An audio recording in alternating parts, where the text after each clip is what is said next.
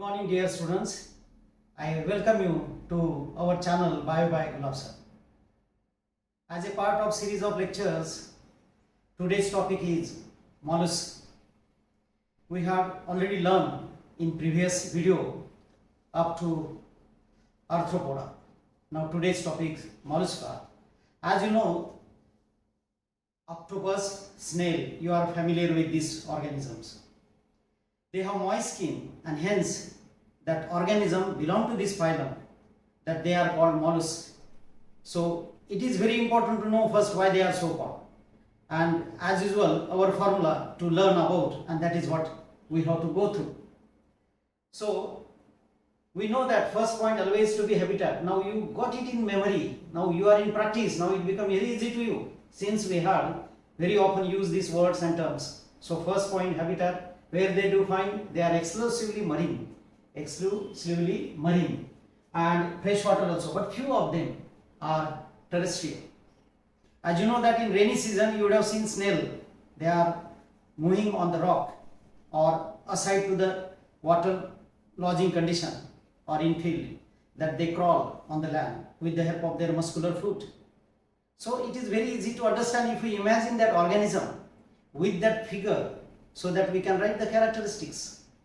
So second point, that they have organ system level of organization because they are triploblastic, coelomate and bilaterally symmetrical, and because of that coelom they have well developed organ system level of development and organization.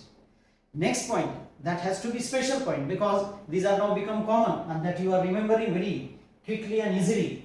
That body is unsegmented. Why we have to use this word? Because before this what we learn Arthropoda, they have segmented body. Although non-metameric, but we have to, in connection, we have to write that point that mollusk body is unsegmented. Because in connection, if we do not write this, then we are not comparing that group of organism in next level what exactly characteristic are.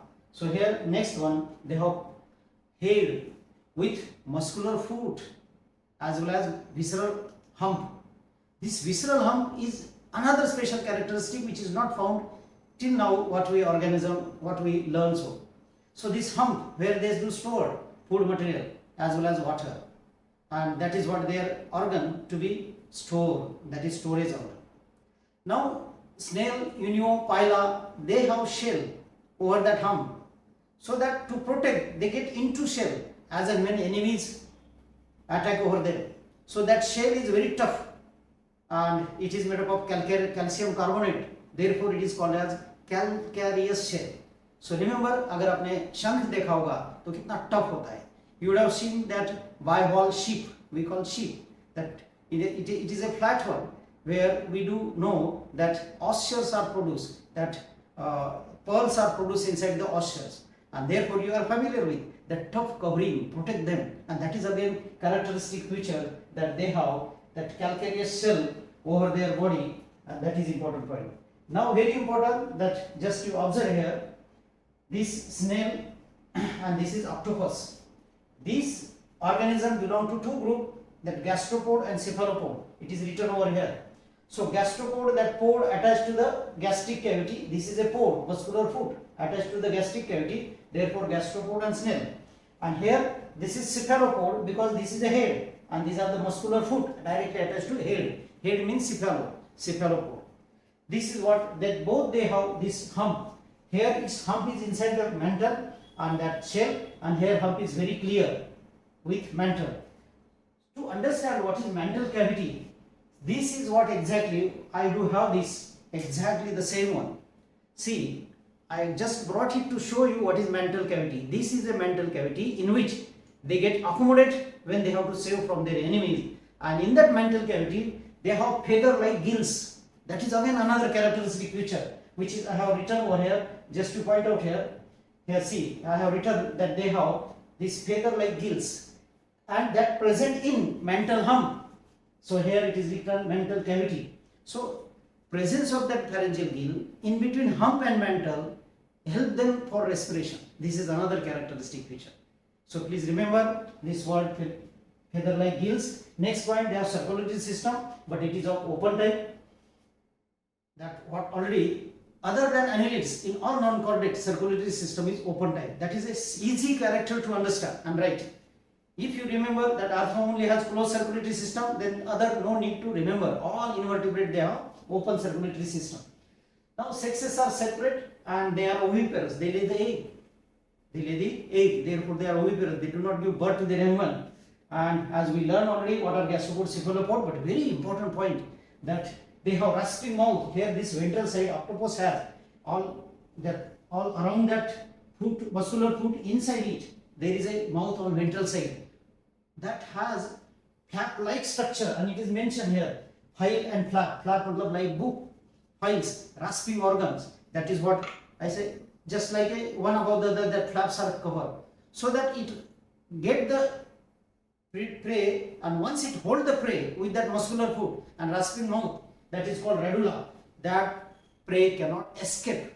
Such a fix that holding of that 8 muscular foot as well as that radula made them to have easy to trap their prey. I hope you got it. These general characteristics are very easy, and to have more reference you can refer this from NET. It's very easy to find out and study the characteristic. Here I have given some example. It's very important for NET. Sometimes they can ask question apple snail, or by giving that cuttlefish, devilfish, this type of. Although fish is written, but it is not belong to fishes. As you got it, it is belong to mollusk. Also already we seen there was a silverfish that belong to insect. So sometimes what they do in NEET, they do have mixture of this one, fish, fish, fish. You may get a wrong impression they belong to fishes, and thereby you may do mistake. Therefore, I have specially written here what are the nicknames of that organism, so that if it is asked in NEET, you will not have confusion. So go through this one, and it's very important. One of them is living fossil Neopilina. It's very important. Neopilina is not only a living fossil, but it is a connecting link between arthropod and mollusk. So it's very important. So here, yes, arthropod and mollusk. Here I have written that it is a connecting link between arthropod and mollusk. Again, it is important point of NEET.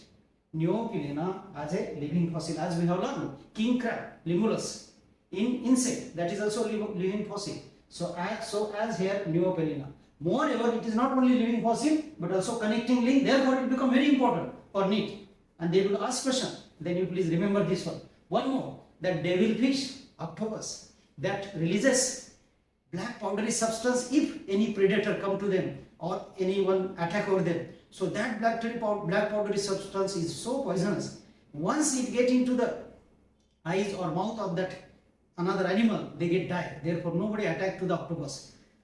Very important. One more thing, that tusk shell, it is given in book Dentilium, that can be asked as a nickname, tusk and chiton. These are the given examples in book. So you please get it done. Otherwise, you will have confusion to understand the question in NEET. Moreover, make a list of all these names, general name, scientific name or nickname, so that you will be in practice and you will remember all these names. I hope you got it. The general characteristic of mollusks, as they are very easy if we go to the formula. Moreover, this diagram we refer so as to have easy to remember general characteristic of our organism with this general name, nickname and scientific name. I hope you did understand today's topic, what I did explain in this video. Even if you are in doubt, you please ask in comment section. I appeal you to like and share our channel, as well as if you are new, please subscribe it. Happy learning.